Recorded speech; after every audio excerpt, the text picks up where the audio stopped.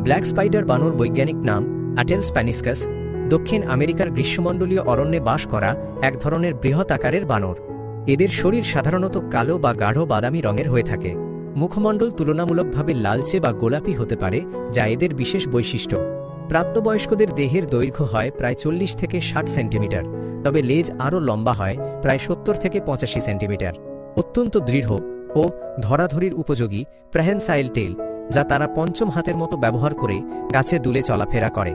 এরা খুবই সামাজিক প্রাণী এবং 20 থেকে 30 সদস্যের দলে বাস করে। দিনে সক্রিয় থাকে এবং গাছের উপরিভাগে সময় কাটায়। এরা মূলত ফল খায়, তবে পাতা, ফুল ও বীজও খায়। এদের মস্তিষ্কের আকার তুলনামূলকভাবে বড় এবং তারা জটিল সামাজিক আচরণ দেখায়।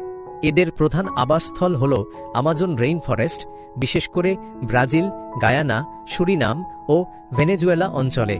IUCN রেড লিস্ট অনুযায়ী এটি বর্তমানে ভালনারেবল ঝুঁকিপূর্ণ শ্রেণীতে রয়েছে। বন উজাড়, শিকার ও আবাসস্থল ধ্বংসের কারণে এদের সংখ্যা হ্রাস পাচ্ছে।